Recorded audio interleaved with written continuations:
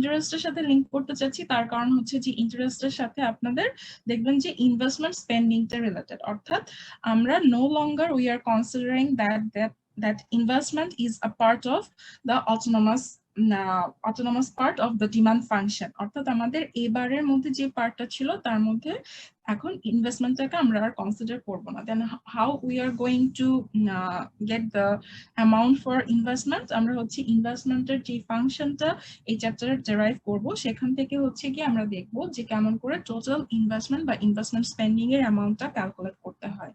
এখানে ইনভেস্টমেন্টের দুইটা পার্ট আমরা পাবো, একটা পার্ট হচ্ছে গিয়ে অফকোর্স অটোনমাস, যে পার্টটার সাথে হচ্ছে গিয়ে এগেইন ইনকামের রিলেশনশিপ নেই বা ইন্টারেস্ট রেটের রিলেশনশিপ নেই। সো এই চ্যাপ্টারটাতে হচ্ছে গিয়ে আমরা অটোনমাস বলতে সেই পার্টটাকে বুঝবো যে পার্টটা কোন ফাংশনের হচ্ছে গিয়ে ইন্টারেস্ট অথবা ইনকামের সাথে বা ওয়াই এর সাথে হচ্ছে গিয়ে রিলেটেড না।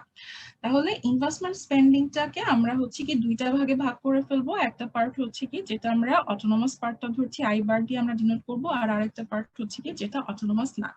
So why we are trying to do this? Actually, we are trying to establish a relationship between the money market and the goods market.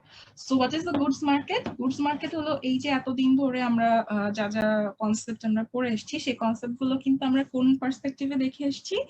Goods মার্কেটের পার্সপেক্টিভে দেখে এসেছি। গুডস মার্কেট কোনটা? আমাদের একটা ইকোনমির মধ্যে যত ধরনের বিজনেস অর্গানাইজেশন আছে যারা কোনো ধরনের সার্ভিস বা প্রোডাকশনের সাথে রিলেভেন্ট, তাদেরকে হচ্ছে কি আমরা গুডস মার্কেটে কনসিডার করছি, এবং তাদের যে টোটাল আউটপুটটা সেটা হচ্ছে কি আমাদের ইকোনমির টোটাল আউটপুট, যেটাকে আমরা ক্যাপিটাল ওয়াই দিয়ে ডিনোট করছি। So in a sense we are actually trying to establish a link between also interest, goods market, money market. Money মার্কেটের সাথে তো অবশ্যই রিলেশনশিপ আছে, ইন্টারেস্ট রেটের সরাসরি রিলেশনশিপ আছে হচ্ছে কি মানি মার্কেটের সাথে। আমরা দেখেছি যে গভর্নমেন্টের যে দুইটা পলিসি হচ্ছে গিয়ে এই মার্কেট ইকুইলিব্রিয়ামটাকে কন্ট্রোল করে, তার মধ্যে একটা হচ্ছে গিয়ে ফিসকাল পলিসি আর একটা হচ্ছে গিয়ে monetary policy. So money market আর গুডস মার্কেট এখানে যেহেতু আমরা আলাদাভাবে পড়ছি, সো আমাদের জন্য জেনে রাখা জরুরি যে গুডস মার্কেটের সাথে রিলেভেন্ট যে পলিসিটা সেটাকে আমরা হচ্ছে গিয়ে বলি fiscal policy.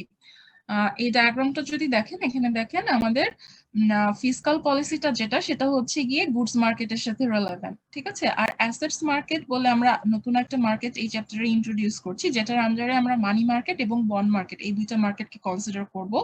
However, in this chapter we are going to discuss about money market, not about the bond market. Bond market-এ উপরে হচ্ছে গিয়ে আমরা অন্যান্য যে কোর্সগুলো আছে ফিউচারে সেগুলোর মধ্যে আমরা হচ্ছে বন্ড মার্কেটটা কভার করব।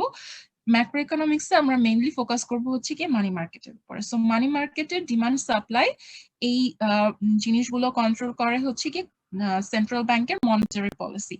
So what often the monetary policy targets at is the interest rate, ঠিক আছে। সো এখানে এই চ্যাপ্টারে আমাদের one of the main objectives would be to establish a relationship between the assets market এবং goods market and how they interact via the interest rate. So আমরা হচ্ছে কি গুডস মার্কেটের সাথে এতদিন কিন্তু ইন্টারেস্ট রেটকে এখনো পর্যন্ত লিঙ্ক করি নাই। আমরা শুধু দেখেছি যে ইনভেস্টমেন্টের যে ফাংশনটা আছে, স্পেশালি ইনভেস্টমেন্ট ডিমান্ডের যে ফাংশনটা আছে সেটার সাথে ইন্টারেস্ট রেটের রিলেশনশিপ আছে, তাই না? আমরা আগের চ্যাপ্টারটাতেই জাস্ট আমরা দেখে আসছি যে ইনভেস্টমেন্ট স্পেন্ডিং বা হচ্ছে আপনার সেভিংস এর সাথে সরাসরি ইন্টারেস্ট রেটের রিলেশনশিপ আছে। হাউএভার এখন আমরা আরেকটুখানি এলাবোরেট করে আমরা দেখব যে শুধুমাত্র মানি মার্কেটের সাথে বা ইনভেস্টমেন্টের সাথেই না, অ্যাগ্রিগেট ডিমান্ড এবং আউটপুটের সাথেও হচ্ছে কি ইন্টারেস্ট রেটের আসলে একটা রিলেশনশিপ আছে। So again going back to the diagram, এখানে দেখেন ইনকামটা যেটা সেটা হচ্ছে গিয়ে দুইটা দিকে যাচ্ছে, একটা হচ্ছে অ্যাসেট মার্কেটে আর একটা হচ্ছে গিয়ে গুডস মার্কেটে। সো ইনকাম এখানে আমরা হচ্ছে গিয়ে ইনকাম বলতে হচ্ছে হাউস হোল্ডের ইনকাম বুঝতে পারি যে তারা কি করছে, এটা ইদার হচ্ছে গিয়ে মানি মার্কেটে যাচ্ছে অথবা হচ্ছে গিয়ে aggregate demand and output for the goods মার্কেটে যাচ্ছে। হাউএভার হিয়ার আমরা হচ্ছে গিয়ে শুধুমাত্র একটা ইউনিটের পার্সপেক্টিভে কনসিডার করব না, আমরা as a whole the economy আমরা কনসিডার করব। So we are considering the total output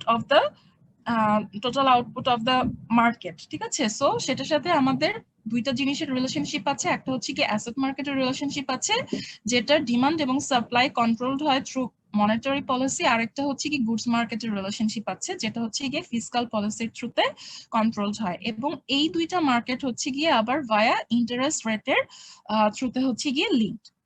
ঠিক আছে, তাহলে এখানে আমি যেটা বললাম যে আমরা হচ্ছে গিয়ে একটা মডেল দেখবো, যেটাকে আমরা বলছি হচ্ছে গিয়ে ISLM মডেল, যেটা হচ্ছে কি দুইটা ডিফারেন্ট কার্ভ দিয়ে আমরা এই মডেলটা পাই। একটা হচ্ছে গিয়ে IS কার্ভ আর একটা হচ্ছে গিয়ে LM কার্ভ। সো IS কার্ভটা কি? IS কার্ভটা হলো গিয়ে ইনভেস্টমেন্ট আর হচ্ছে গিয়ে সেভিংস এর সংক্ষিপ্ত রূপ। IS কার্ভ দিয়ে হচ্ছে গিয়ে আমরা গুডস মার্কেটের ইকুইলিব্রিয়াম মেজার করি।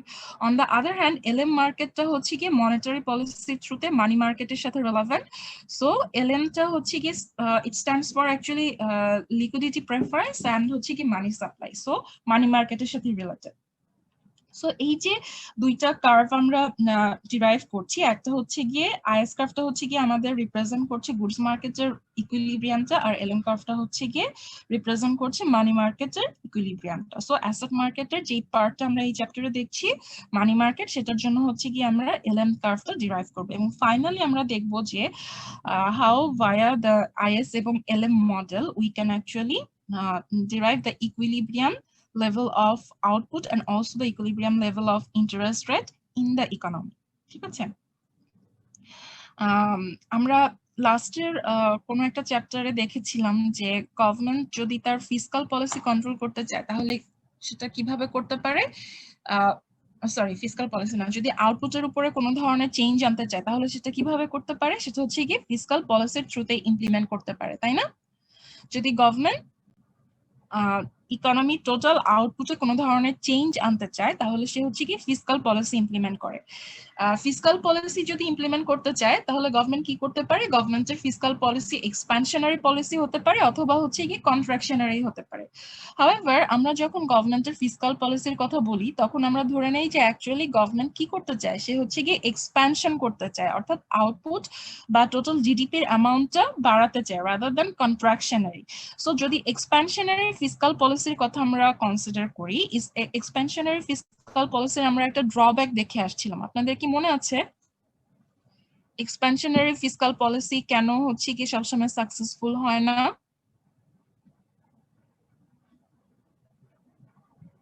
Can you recall what is the problem with the expansionary fiscal policy?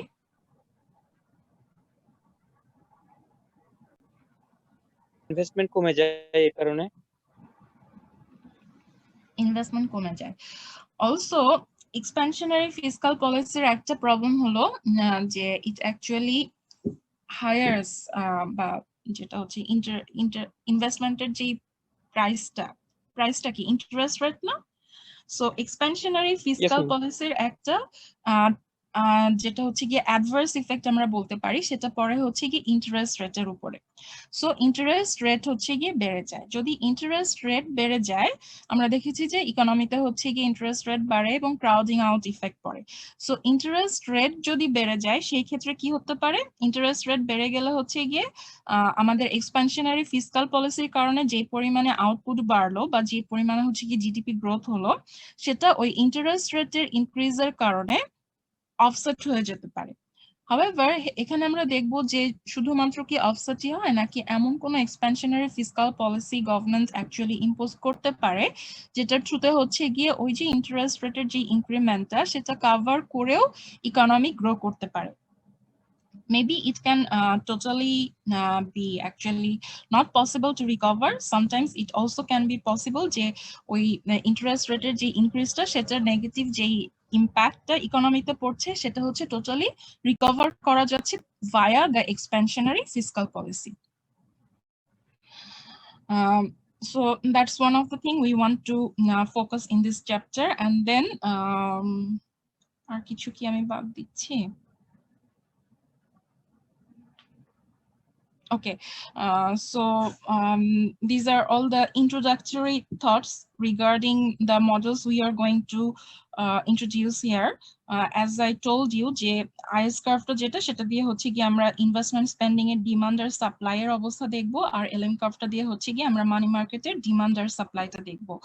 So এই দুইটা কার্ভ হচ্ছে গিয়ে ডিরাইভ করাটা আমাদের জন্য খুবই মানে কি বলবো যে ইম্পর্টেন্ট ইন দ্য সেন্স যে আমরা ইকোনমির যে ইকুইলিব্রিয়াম লেভেলটা বলছি সেই ইকুইলিব্রিয়াম লেভেলটা যদি কনসিডার করতে চাই তাহলে আমাদের মানি মার্কেট এবং গুডস মার্কেট হচ্ছে সাইমালটেনিয়াসলি ইন দ্য ইকুইলিব্রিয়ামে থাকতে হবে এবং যদি গুডস মার্কেট এবং money market simultaneously in the equilibrium থাকে তাহলে আমরা কি বলতে পারি যে আমাদের ইকোনমিটা হচ্ছে গিয়ে ফুল এমপ্লয়মেন্ট লেভেলে আছে এবং ফুল এমপ্লয়মেন্ট লেভেলের যে আনএমপ্লয়মেন্ট রেটটা সেটাও হবে হচ্ছে গিয়ে আমাদের ন্যাচারাল রেটের সমান। অর্থাৎ যদি ইকোনমি তার সব ধরনের রিসোর্সেস ঠিকভাবে ইউটিলাইজ করতে পারে তাহলে হচ্ছে গিয়ে আমাদের ইকোনমিতে যে আনএমপ্লয়মেন্ট রেটটা থাকবে সেটা হবে হচ্ছে গিয়ে actually equals to the natural rate. So গভর্নমেন্টের ওয়ান অফ দ্য টার্গেট হবে এই যে ফিসকাল পলিসি বলছি বা মনিটারি পলিসি বলছি, গুডস মার্কেটের ইকুইলিব্রিয়াম, মানি মার্কেটের ইকুইলিব্রিয়াম, এই সবগুলো যে কন্ট্রোল মেকানিজম আছে বা যেই মিনস গুলো আছে সেগুলোর থ্রুতে হচ্ছে গিয়ে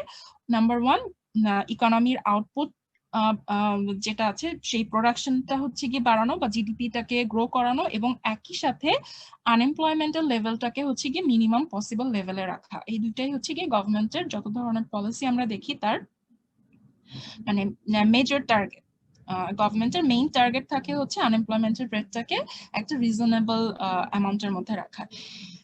ওকে, সো এই ক্ষেত্রে সেন্ট্রাল ব্যাংক যেটা করে, সেন্ট্রাল ব্যাংক হচ্ছে কি মানি ডিমান্ড আর মানি সাপ্লাই এর উপরে মেইনলি ফোকাসটা না করে টার্গেট ইন্টারেস্ট রেট সেট করে।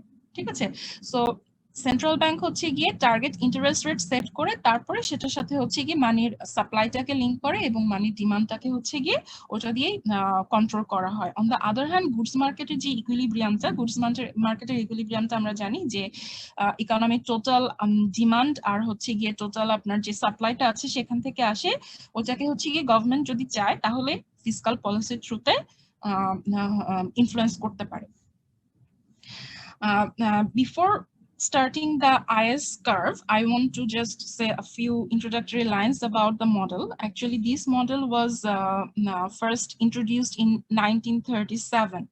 Okay, so 1937-এ এই মডেলটা হচ্ছে গিয়ে ইন্ট্রোডিউসড হয়েছিল এবং অলমোস্ট মানে কি বলবো যে it's not like almost 1 century but almost like 90 years ধরে হচ্ছে গিয়ে এই মডেলটা চলে আসছে এবং এখনো দেখা যায় যে গুডস মার্কেট বা মানি মার্কেটের ইকুইলিব্রিয়ামের কথা যদি আমরা বলতে চাই তাহলে আমরা এই মডেলটাকে রেফার করি এবং এই মডেলটা যিনি সাজেস্ট করেছিলেন তার নাম হচ্ছে গিয়ে জে.আর. হিগস। ওনার ইকোনোমেট্রিকাতে একটা আর্টিকেল উনি পাবলিশ করেছিলেন যেটা হচ্ছে গিয়ে original article mister Keynes and the classics a suggested interpretation, সেটার মধ্যে উনি এই মডেলটা প্রথম হচ্ছে গিয়ে প্রপোজ করেছিলেন। তারপরে আরো অনেক ইকোনমিস্ট হচ্ছে গিয়ে এটার ডেভেলপমেন্টের জন্য কাজ করেছেন। However until now goods market আর মানি মার্কেটের ইকুইলিব্রিয়ামের কথা যদি বলি আমরা তাহলে এই মডেলটাকেই রেফার করি। Okay, so goods market equilibrium ta amra pabo hocche ki via deriving the IS curve. So what is IS curve? Actually the IS curve or the IS schedule, it is a combination of interest rate and the level of output. এই ক্ষেত্রে আমরা নতুন একটা term পাবো যেটা হচ্ছে গিয়ে planned spending. ঠিক আছে, এখানে আমরা একটা নতুন টার্ম পাবো যেটা হচ্ছে প্ল্যান্ড স্পেন্ডিং। সো এখানে আমরা কি বলছি যে this is the combination of interest rate and the level of output where the planned spending actually equals income. What is the planned spending then? Planned spending এর হচ্ছে গিয়ে আপনার দুইটা ভাগ থাকে। একটা ভাগ হচ্ছে গিয়ে অটোনোমাস ইনভেস্টমেন্ট স্পেন্ডিং যেটা হচ্ছে আমরা আই বার দিয়ে ডিনোট করব, আর আরেকটা পার্ট হচ্ছে গিয়ে যেটা ইন্টারেস্ট রেটের সাথে রিলেভেন্ট থাকে। এখন আমাকে বলেন যে ইন্টারেস্ট রেটের সাথে ইনভেস্টমেন্ট স্পেন্ডিং বা ইনভেস্টমেন্ট ডিমান্ডের রিলেশনশিপটা কেমন? Is it positive or negative?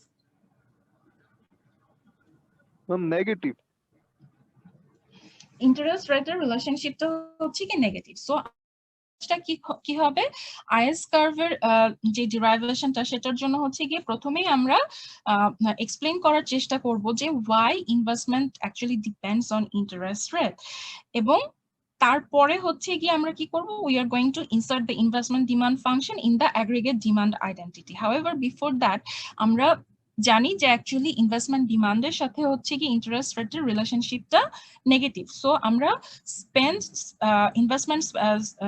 আমরা প্ল্যান্ড ইনভেস্টমেন্ট স্পেন্ডিং এর যে ফাংশনটা দেখবো সেখানে আমরা দেখবো যে ইন্টারেস্টের যে পার্টটা সেটা হচ্ছে কি ইকুয়েশনের নেগেটিভ অবস্থায় থাকবে। ঠিক আছে, আমরা এরপরে যখন আবার ফাংশনটা ডিরাইভ করব তখন দেখবো। However just to inform you beforehand, ইন্টারেস্টের সাথে যেহেতু রিলেশনশিপটা হচ্ছে গিয়ে নেগেটিভ, সো আমরা দেখবো যে প্ল্যান্ড ইনভেস্টমেন্ট স্পেন্ডিং এর পার্টটা যেটা অটোনোমাস সেটা হচ্ছে গিয়ে ফিক্স থাকে, আর আরেকটা পার্ট থাকে যেটা হচ্ছে ইন্টারেস্টের সাথে রিলেটেড, এবং সেই পার্টটা আমরা দেখবো যে সেটা হচ্ছে গিয়ে নেগেটিভ একটা ইম্প্যাক্ট ফেলে অন দ্য টোটাল যে ইনভেস্টমেন্টটা আছে, আমাদের ইনভেস্টমেন্ট স্পেন্ডিংটা আছে সেটার উপরে।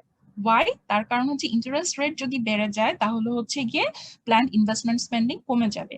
On the other hand, can it be positive? It can be. যদি হচ্ছে গিয়ে ইন্টারেস্ট রেট হচ্ছে গিয়ে আপনার বেড়ে যায় তাহলে হচ্ছে গিয়ে প্ল্যান্ড ইনভেস্টমেন্ট স্পেন্ডিং বাড়বে। However the relationship between the interest rate এবং হচ্ছে গিয়ে আমাদের ইনভেস্টমেন্ট স্পেন্ডিং যেটা আছে সেটা হবে হচ্ছে গিয়ে negative always. So it is actually derived in 2 steps, link between the interest rate and investment. এটা হচ্ছে কি আমাদের first step. Then we are going to link the investment demand and the aggregate demand. আমাদের aggregate demand এর যে কার্ভটা সেটা আমরা দেখেছিলাম যে 45 ডিগ্রি অ্যাঙ্গেলে স্ট্রেট লাইন থাকে। সেটা আমরা সিম্পলিসিটির জন্য কনসিডার করি। However, all these schedules that we are deriving in macroeconomics, in reality they may not be linear. আমরা যদিও স্ট্রেট লাইন দিয়ে হচ্ছে কি সবকিছুকে ডিফাইন করছি, হাউএভার দেখা যাবে যে হয়তো বা in reality this curves are actually curves, they are not actually straight line.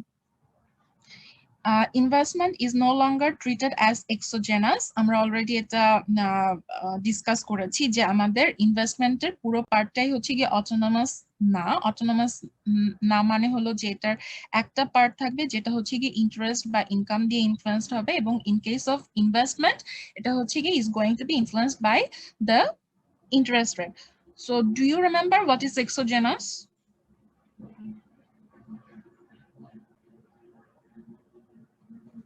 Ma'am যেই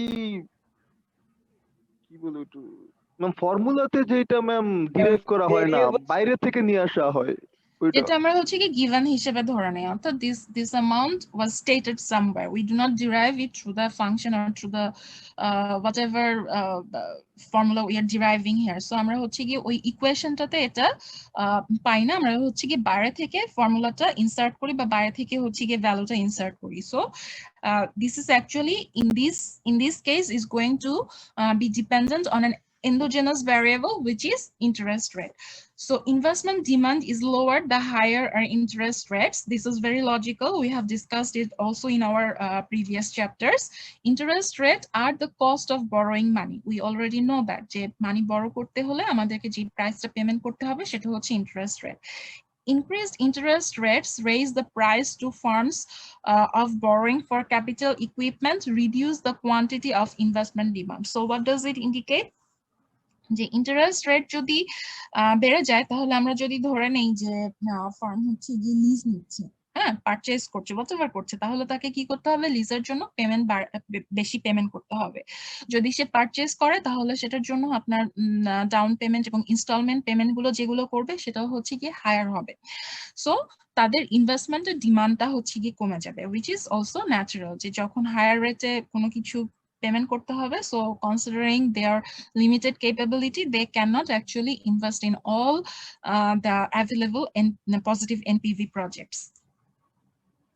After that এখানে আমরা হচ্ছে কি ইনভেস্টমেন্ট ফাংশনটা ইন্ট্রোডিউস করছি। দেখেন, the investment spending function can be specified as I হচ্ছে কি আমাদের planned investment spending equals to I barটা হচ্ছে কি আমাদের autonomous পার্টটা minus B টাইমস হচ্ছে গিয়ে আই। এই ক্ষেত্রে দেখেন আমরা আগে আরো যেটা হচ্ছে গিয়ে আমাদের মডেলের এন্ডোজেনাস যে পার্ট গুলো ছিল, অর্থাৎ বলে যেটা হচ্ছে আমাদের ফিক্স ছিল না, সেই পার্টটাকে আমরা হচ্ছে গিয়ে দেখেছিলাম যে 0 থেকে 1 এর ভিতরে ভ্যালুটা থাকে। আপনাদের যদি মার্জিনাল প্রপেন্সিটি টু কনজিউম বা স্মল সি এর কথা মনে থাকে, স্মল সি এর ভ্যালু কত থেকে কত মধ্যে ছিল? 0 থেকে 1 এর মধ্যে ছিল। হাউএভার এই ক্ষেত্রে হচ্ছে গিয়ে আমাদের ভ্যালুটা হচ্ছে গিয়ে greater than 0 but not necessarily the value is less than 0।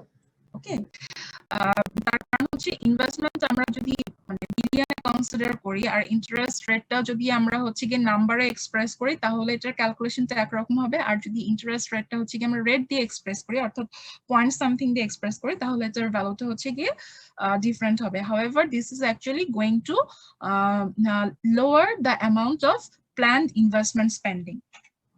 So B also is going to measure the responsiveness of investment spending towards the interest rate.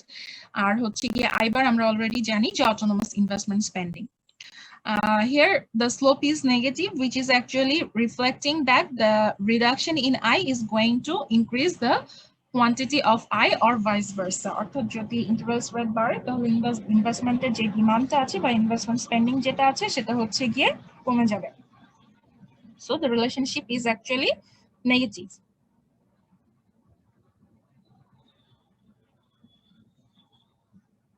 Okay.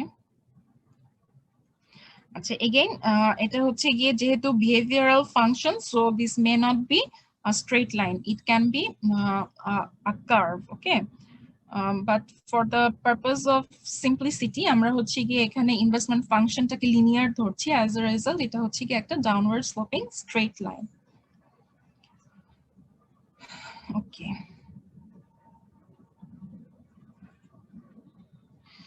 So এখানে হচ্ছে কি আমাদের দুইটা ইম্পর্টেন্ট জিনিস জানতে হবে. একটা হচ্ছে যে ইনভেস্টমেন্ট স্পেন্ডিং যে কার্ভটা আছে সেটার পজিশনটা আর হচ্ছে গিয়ে সেটার আপনার স্লোপটা, এই দুইটা কিভাবে চেঞ্জ হতে পারে. হাউএভার আমি এটা ডিসকাস করব হচ্ছে গিয়ে আগে আমাদের যেই ডেরাইভেশনটা হবে for the investment function here, যেটা থ্রুতে হচ্ছে গিয়ে আমরা টোটাল অ্যাগ্রিগেট ডিমান্ডের সাথে আমরা হচ্ছে গিয়ে লিংক করব. সেটার পরে হচ্ছে গিয়ে আমি আপনাদেরকে স্লোপ আর পজিশন সম্পর্কে এক্সপ্লেইন করব. সো আমরা এখানে হচ্ছে গিয়ে আগের চ্যাপ্টারটাতে অ্যাগ্রিগেট ডিমান্ডের যে ফর্মুলাটা দেখে আসছিলাম সেটা আবার রিইন্ট্রোডিউস করছি. ঠিক আছে, আমাদের টোটাল অ্যাগ্রিগেট ডিমান্ডটা যেটা সেটা ছিল হচ্ছে গিয়ে আমরা ন্যাশনাল ইনকাম অ্যাকাউন্টিং যে আইডেন্টিটি ছিল সেখান থেকে পেয়েছিলাম C+I+G+NX. সো আমরা অলরেডি দেখে আসছি যে এর মধ্যে সি এর অনেকগুলো পার্ট আছে. একটা হচ্ছে গিয়ে অটোনমাস আর আরেকটা পার্ট হচ্ছে গিয়ে যেটা অ্যাকচুয়ালি ইনকামের সাথে related. At the same time গভর্নমেন্টের স্পেন্ডিং এর যে পার্টটা আছে সেটার মধ্যে ট্রান্সফারের সাথে হচ্ছে গিয়ে কনজাম্পশনের একটা রিলেশনশিপ আছে. আর হচ্ছে গিয়ে জি বারটা যেটা সেটা হচ্ছে গিয়ে গভর্নমেন্টের থ্রুতে ফিক্সড ওই পার্টটা থাকে. আর এই ইকুয়েশনের ট্রান্সফার পেমেন্টের কথা বলেন, কনজাম্পশনের কথা বলেন বা গভর্নমেন্ট স্পেন্ডিং বা নেট এক্সপোর্ট, এই সব কিছু আমরা হচ্ছে কি ধরে নিচ্ছি অটোনমাস, অর্থাৎ এগুলোতে কোনো ধরনের চেঞ্জ আসবে না, এগুলো হচ্ছে কি ফিক্স থাকবে. এর মধ্যে একটা পার্ট আছে কনজাম্পশনে যেটা হচ্ছে গিয়ে সরাসরি ইনকামের সাথে related, so this is not autonomous. And the other part that is not autonomous is BI, যেটা হচ্ছে কি এই মাত্র আমরা ইনভেস্টমেন্ট ফাংশন থেকে পেলাম, তাই না? আমাদের অটোনমাস ইনভেস্টমেন্ট স্পেন্ডিং মাইনাস হচ্ছে গিয়ে বিআই, অর্থাৎ যে পার্টটা হচ্ছে গিয়ে অটোনমাস না, is related to the interest rate. তাহলে আমাদের কাজ কি হবে? আমাদের কাজ হবে হচ্ছে গিয়ে অটোনমাস পার্টটাকে আলাদা করে ফেলা আর হচ্ছে কি যে পার্টটা অটোনমাস না সেটাকে আলাদা করা. তাহলে আমাদের এই ইকুয়েশনের মধ্যে এবারের মধ্যে কে কে আছে দেখেন, সি বার আছে, সি টিআর বার আছে, এদিক থেকে আছে হচ্ছে গিয়ে আই বার, জি বার আর হচ্ছে কি এনএক্স বার. আর এই পার্টটা কনজাম্পশনে যেটা হচ্ছে গিয়ে ওয়াই এর সাথে রিলেটেড, অর্থাৎ সি ওয়াই টাইমস হচ্ছে গিয়ে 1 - টি, আর হচ্ছে গিয়ে আমাদের বিআইটা যেটা, এই দুইটা হচ্ছে গিয়ে আলাদাভাবে আমরা অটোনমাস পার্টের বাইরে কনসিডার করছি. সো ওয়াই এগেইন আমরা অটোনমাস পার্টটাকে কেন এখানে আলাদা করতে চাচ্ছি? যদি আমরা হচ্ছে গিয়ে ডিমান্ডের এগ্রিগেট ডিমান্ডের যে ফাংশনটা আগের চ্যাপ্টারে ডিরাইভ করেছিলাম সেটার কথা আমরা রিকল করে দেখি, তাহলে আমরা হচ্ছে গিয়ে অ্যাকচুয়ালি অটোনমাস পার্টটা সেপারেট করতে চাই সো দ্যাট আমরা ইন্টারসেপ্টের ভ্যালুটা জানতে পারি, তাই না? আমাদের অটোনমাস যে পার্টটা সেটা আমরা ধরে নেই হচ্ছে গিয়ে ফিক্সড. সো ইনকাম চেঞ্জ হোক অথবা না হোক, অ্যাগ্রিগেট ডিমান্ডের সাথে ইনকামের যে রিলেশনশিপটা সেই কার্ভের মধ্যে হচ্ছে গিয়ে আমাদের ইনকাম চেঞ্জ হোক বা না হোক এই অটোনমাস পার্টটা অবশ্যই থাকবে. আর যে পার্টটা হচ্ছে গিয়ে আমরা জানি যে ইনকামের সাথে ভ্যারি করবে, সেই পার্টটার জন্য হচ্ছে গিয়ে আমরা একটা স্ট্রেট লাইন বা একটা হচ্ছে গিয়ে আপওয়ার্ড স্লোপিং লাইন ড্র করব. হিয়ার ইট ইজ যে আমাদের দেখেন এই বারটা যেটা সেই পার্টটা হচ্ছে গিয়ে অটোনোমাস ছিল, সো আমরা স্লোপটা ডিটারমাইন করার জন্য এই বারটাকে আলাদা করছি। এখন দেখেন এখানে হচ্ছে গিয়ে আমরা বিআইটা যেটা সেটাকেও ইন্টারসেপ্টের মধ্যে কনসিডার করেছি। Why? What is the reason? কেন আমরা বিআইটাকে হচ্ছে গিয়ে এখানে কার্ভটা যখন ড্র করলাম তখন কেন কনসিডার করলাম না? ম্যাম এখানে তো ম্যাম ইনকামের সাথে রিলেশনটা দেখানো হচ্ছে, কিন্তু বিআই তো ম্যাম ইনকামের সাথে রিলেটেড। হ্যাঁ এক্স্যাক্টলি। সো এগ্রিগেট ডিমান্ডের সাথে হচ্ছে কি আমাদের ইনকাম বা আউটপুটের রিলেশনশিপটা।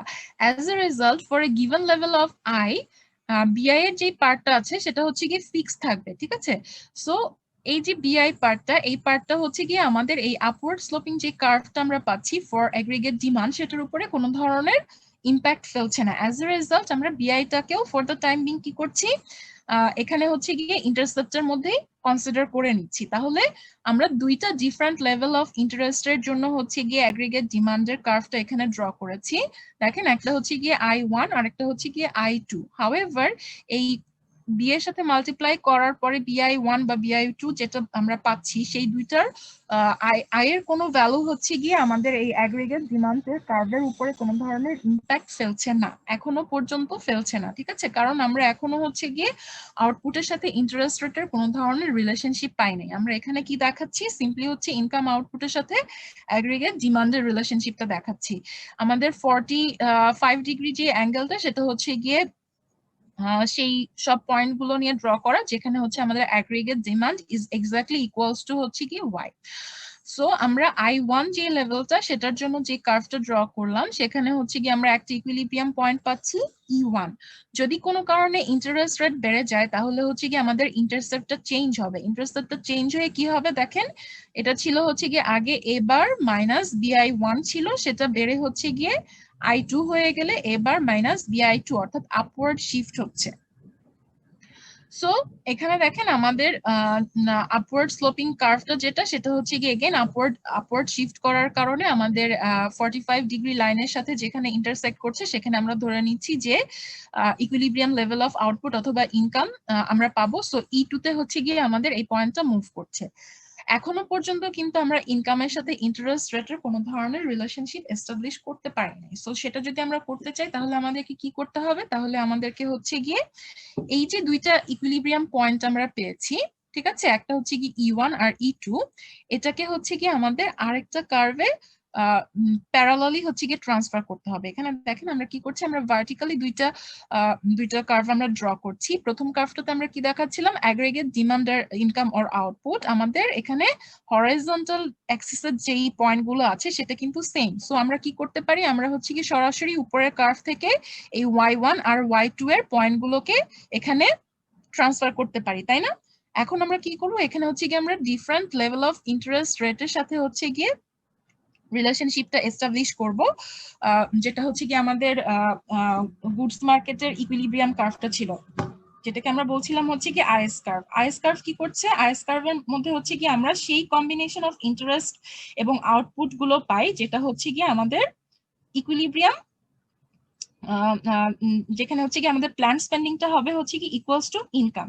তাহলে আমরা যদি সেই সব পয়েন্টগুলোকে এখানে হচ্ছে কি আমাদের প্লট করি তাহলে আমরা একটা ডাউনওয়ার্ড স্লোপিং কার্ভ পাবো। আর হচ্ছে কি E1 আর E2 যে পয়েন্ট দুইটা, এই পয়েন্ট দুইটা হচ্ছে কি আমরা কোথা থেকে পেলাম, অ্যাগ্রিগেট ডিমান্ড আর হচ্ছে কি ইনকাম আউটপুটের যে ইকুইলিব্রিয়াম লেভেল দুইটা আছে সেখান থেকে সরাসরি আমরা আইএস কার্ভের উপরে প্লট করলাম। হাউএভার এই আইএস কার্ভের যে পয়েন্টগুলো সেই পয়েন্টগুলো কি এক্সপ্রেস করছে, the combination of interest rate and output at which the planned spending equals income, ঠিক আছে? এটা সবসময় মনে রাখবেন। আর এই যে Y1 আর এই Y2, এই Y1 Y2 কিন্তু আমরা অ্যাকচুয়ালি এই আইএস কার্ভ থেকে ডিরাইভ করে নেই। এটা আমরা কোথা থেকে পেয়েছি, এটা আমরা পেয়েছি হচ্ছে গিয়ে আমাদের উপরের যেই স্কেজুয়ালটা ছিল যেখানে আমরা হচ্ছে গিয়ে অ্যাগ্রিগেট ডিমান্ডের সাথে হচ্ছে Y এর ইন্টারাকশন দেখছিলাম, সেখান থেকে আমরা এই আমাদের ইকুইলিব্রিয়াম আউটপুট বা ইনকামের লেভেলটা এখান থেকে আমরা ট্রান্সফার করে নিয়ে আসছি এই কার্ভে, ঠিক আছে? আপনারা পরীক্ষায় যখন হচ্ছে গিয়ে কার্ভ গুলো ড্র করবেন তখন অবশ্যই হচ্ছে গিয়ে এই দুইটা কার্ভ নিচে নিচে ড্র করবেন। ওকে, এই কার্ভ দুইটা হচ্ছে গিয়ে নিচে নিচে ড্র করতে হবে এবং আমাদের এখানে ইকুইলিব্রিয়াম যে পয়েন্ট দুইটা আছে সেটাকে হচ্ছে গিয়ে সরাসরি দেখেন আমরা হচ্ছে গিয়ে নিচের কার্ভে ট্রান্সফার করেছি। ওকে, যেহেতু for a given level of interest rate I1, the last term in the equation is constant, we can actually draw the AD function's intercept as A bar minus BI1. The equilibrium level of income is Y1 at point E1. On the other hand, for the pair I1 and Y1 in the bottom panel as point E1, a point on the IS curve. So এটা হচ্ছে কি আমাদের IS curve এর উপরে একটা point, simply একটা point যেটা হচ্ছে কি আমাদের equilibrium level of income or output express করছে for the interest rate level of I1. ঠিক আছে, আর Y2 হচ্ছে গিয়ে সেই লেভেল অফ আউটপুটটা আমাদের সেই লেভেল অফ ইকুইলিব্রিয়াম আউটপুটের লেভেলটা এক্সপ্রেস করছে যেটা হচ্ছে গিয়ে আমাদের interest rate level of I2. So IS কার্ভটা হচ্ছে গিয়ে অ্যাকচুয়ালি আমাদের গুডস মার্কেটের ইকুইলিব্রিয়াম পয়েন্টগুলোকে এক্সপ্রেস করছে। এখন দেখেন, এখন হচ্ছে গিয়ে আমরা actually we want to know what is actually determining the intercept of IS curve and how the position of IS curve is going to change. Do you have any idea what is the slope of IS curve? IS curve এর স্লোপটা কি হতে পারে? আমরা আগের চ্যাপ্টারে মনে আছে কনজাম্পশনের যে ফাংশনটা ডিরাইভ করেছিলাম, সেখানে কনজাম্পশন ফাংশনের স্লোপটা কিভাবে ডিটারমাইন করেছিলাম? Marginal propensity to consume. ঠিক আছে, কিন্তু আমরা যখন হচ্ছে গিয়ে অ্যাগ্রিগেট ডিমান্ডের সাথে ইকুইলিব্রিয়াম লেভেলটা হচ্ছে গিয়ে একসাথে কম্বাইন করেছিলাম, আপনাদের কি মনে আছে আমরা হচ্ছে গিয়ে আলফা জি নামে একটা মাল্টিপ্লায়ার ডিরাইভ করেছিলাম? আলফা জির কথা মনে আছে? আলফা জির ভ্যালু কি ছিল বলেন তো?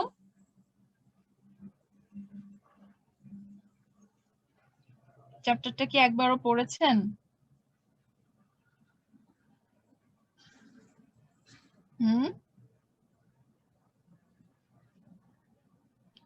পড়েন নাই? আচ্ছা, আলফা জি আপনারা যদি রিকল করতে পারেন তাহলে আমরা হচ্ছে AD equals to A bar plus C times 1 minus T times Y, এই যে ফাংশনটা ছিল আমাদের তখন, তো ইনভেস্টমেন্টটা হচ্ছে গিয়ে তখনও আমাদের অটোনোমাস পার্ট হিসেবে আমরা কনসিডার করছিলাম। সো সেটাকে আমরা যদি আনচেঞ্জ রাখি তাহলে বিআই এর পার্টটা আমাদের ছিল না, সেই ক্ষেত্রে আমাদের আলফা জির ভ্যালুটা ছিল হচ্ছে গিয়ে কি, আলফা জি ইকুয়ালস টু হচ্ছে গিয়ে 1 divided by 1 minus C times 1 minus T যখন আমরা ট্যাক্স রেট কনসিডার করছি, এবং টোটাল আউটপুট বা ওয়াই ইকুয়ালস টু ছিল হচ্ছে গিয়ে আলফা জি টাইমস হচ্ছে গিয়ে এ বার মাইনাস বিআই, সরি এ বার, আর এখানে কি হবে এ বার মাইনাস বিআই, যেহেতু আমাদের অটোনোমাস পার্টে হচ্ছে গিয়ে এ বারের সাথে আমরা ইন্টারসেপ্টের মধ্যে বিআই এর পার্টটাও কনসিডার করছি, তাহলে আলফা জির যে ভ্যালুটা সেটা হচ্ছে গিয়ে এটার জন্য আনচেঞ্জ থাকবে। আমরা আগে যেভাবে মাল্টিপ্লায়ার ডিরাইভ করেছিলাম একই রকম ভাবে মাল্টিপ্লায়ারটা আমরা ডিরাইভ করব, এবং আইএস কার্ভের ক্ষেত্রে আমাদের হচ্ছে গিয়ে আমাদের কনজাম্পশন ফাংশনের যেরকম হচ্ছে গিয়ে আলফা জিটা হচ্ছে আমাদের স্লোপটা ইন্ডিকেট করছিল, একই রকম ভাবে এখানের যে স্লোপটা সেটাও হচ্ছে গিয়ে আমাদের আলফা জি দিয়ে আমরা ডিটারমাইন করব। হাউএভার তার সাথে হচ্ছে কি আমাদের আরেকটা রেসপন্সিভনেস প্যারামিটার আছে। আমরা আগেরবার শুধুমাত্র কি করছিলাম, ইনকাম আর আউটপুটের মধ্যে রিলেশনশিপ দেখছিলাম, হাউএভার এখানে আমরা ইন্টারেস্ট রেটের সাথেও দেখছি। সো আলফা জির পাশাপাশি বেটা আই বিআই যেটা আছে সেটার বি যেই কম্পোনেন্ট না, সেই কম্পোনেন্টটাও কিন্তু আইএস কার্ভের স্লোপের উপরে ইম্প্যাক্ট ফেলবে। কিভাবে ফেলবে সেটা আমরা এখানে দেখব। সো মাল্টিপ্লায়ারের যে ইম্প্যাক্টটা সেটা আমরা অলরেডি জানি, যে যদি মাল্টিপ্লায়ারের সাইজ বড় হয় তাহলে কি হবে, আমাদের আইএস কার্ভের স্টিফনেস কি বাড়বে নাকি কমবে বলেন তো?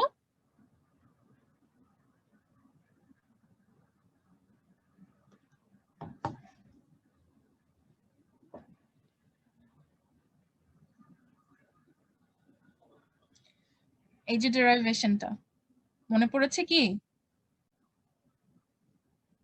Yes ma'am. আচ্ছা, আলফা জি এর সাথে আইএস কার্ভের রিলেশনশিপটা কেমন হবে বলেন তো?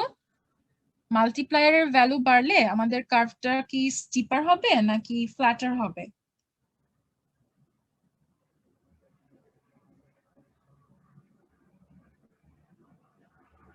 স্টিপার হওয়ার কথা না?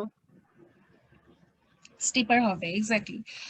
সো এটা হচ্ছে গিয়ে আমাদের আলফা জির যে ভ্যালুটা, সেটা হচ্ছে গিয়ে যদি অল্প একটু চেঞ্জ হয় তাহলে সেই ক্ষেত্রে আমাদের কি হবে? আমরা অ্যাকচুয়ালি এই আলফা জি দিয়ে কোন জিনিসটাকে কনসিডার করতে চাই? ওয়াই এর চেঞ্জের কারণে আমাদের ডিমান্ডের উপরে যে চেঞ্জটা পড়ছে, সেটাই তো। তাহলে হচ্ছে গিয়ে আমরা আলফা জির যে চেঞ্জটা সেটা রিলেট করছি কার সাথে?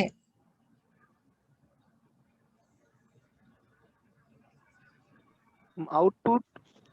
আউটপুটের সাথে। সো আমাদের small level of change in output আর হচ্ছে গিয়ে আমাদের আলফা জি, এই দুইটা ভ্যালু হচ্ছে গিয়ে একসাথে আমরা রিলেট করার চেষ্টা করছি। তাহলে আমরা জানি যে এই ক্ষেত্রে হচ্ছে গিয়ে আইএস কার্ভের স্লোপটা দুইটা প্যারামিটারের উপরে ডিপেন্ড করবে। একটা হচ্ছে গিয়ে আমাদের আলফা জির যে ভ্যালুটা, আর একটা হচ্ছে কি বেটা এর। এই ক্ষেত্রে আমরা যদি দেখি যে অল্প একটু পরিমাণে হচ্ছে গিয়ে আমাদের আউটপুট চেঞ্জ হয়, তাহলে ডিমান্ডের ফাংশনটা যেটা, সেটা কিভাবে চেঞ্জ হবে, অর্থাৎ অটোনোমাস যে পার্টটা সেটার উপরে কি ধরনের ইম্প্যাক্ট পড়বে। অর্থাৎ আমরা ডেল্টা ওয়াই ইকুয়ালস টু হচ্ছে গিয়ে আলফা জি টাইমস হচ্ছে গিয়ে ডেল্টা এ বার কনসিডার করছিলাম। হাউএভার এই ক্ষেত্রে আমরা কি করব, ডেল্টা এ বার আর হচ্ছে গিয়ে মাইনাস বিআই, এই দুইটাকে কনসিডার করব। আপনাদের যেহেতু বুঝতে সমস্যা হচ্ছে, আমি মনে হয় আগে হচ্ছে গিয়ে বি এর পার্টটা এক্সপ্লেন করি, তারপরে হচ্ছে গিয়ে আলফা জি এর পার্টটাতে আমি আবার ফিরে আসি। আমি ভেবেছিলাম আপনারা হয়তো বা আগের চ্যাপ্টারটা দেখেছেন, সো আলফার ব্যাপারটা আপনাদের কাছে ইজিয়ার হবে। However it seems the otherwise.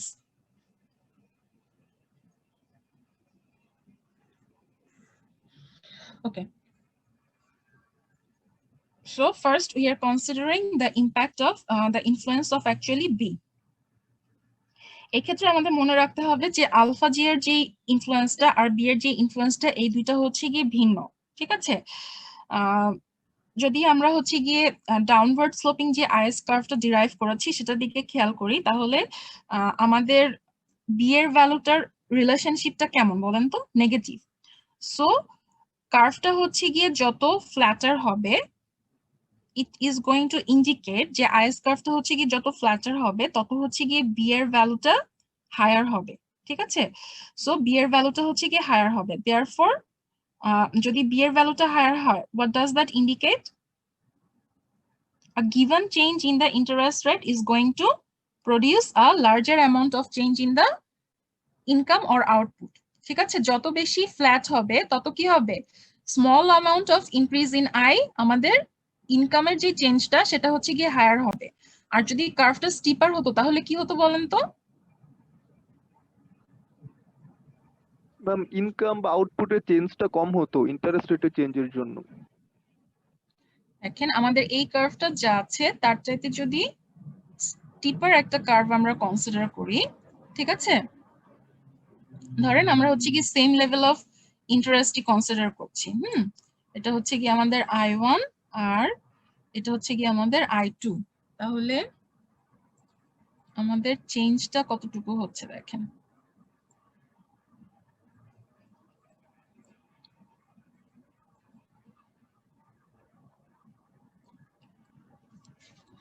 So এখানে আমাদের চেঞ্জ হচ্ছে কতখানি? এখানে আমাদের চেঞ্জ হচ্ছে গিয়ে এতটুকু।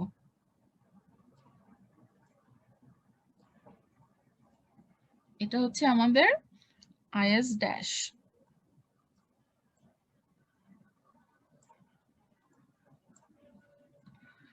সো আমাদের অরিজিনাল যে আইএস কার্ভটা ছিল সেটা হচ্ছে গিয়ে ফ্ল্যাটার ছিল। ফ্ল্যাটার হওয়ার কারণে কি হচ্ছিল, ইন্টারেস্ট রেটের যে চেঞ্জটা আসছিল সেটার থেকে আমাদের ইনকামের উপরে যে ইম্প্যাক্টটা পড়ছে সেটা হচ্ছে গিয়ে হায়ার।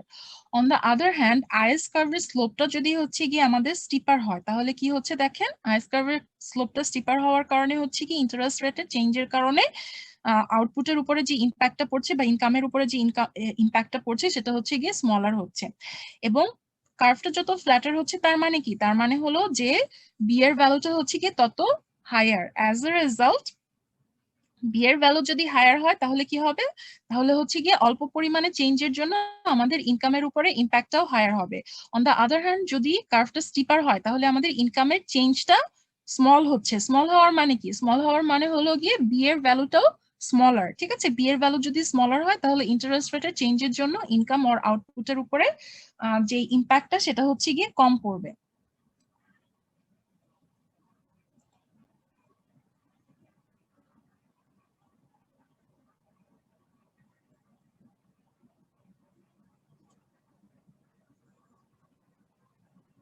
একটা মিনিট।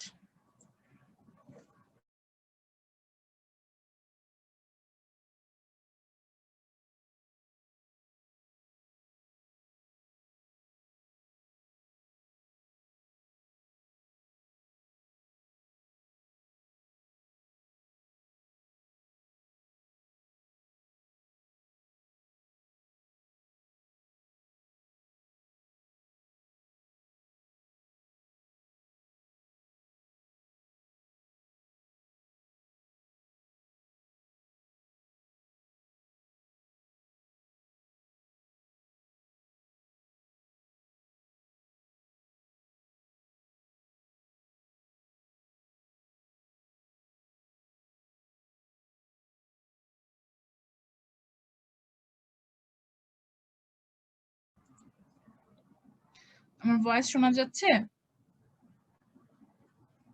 শুনতে পাচ্ছেন? ইয়েস ম্যাম, শুনতে পাচ্ছি। সরি, মাঝখানে আমি ডিসকানেক্টেড হয়ে গিয়েছিলাম। সো আমরা হচ্ছে গিয়ে আইএস কার্ভের স্লোপের ব্যাপারে ডিসকাশন করছিলাম। সো আমরা প্রথমে দেখলাম যে how does the value of b actually influences the slope of IS curve. Next we are going to consider about the role of the multiplier, which is alpha g. ঠিক আছে, so the multiplier alpha g also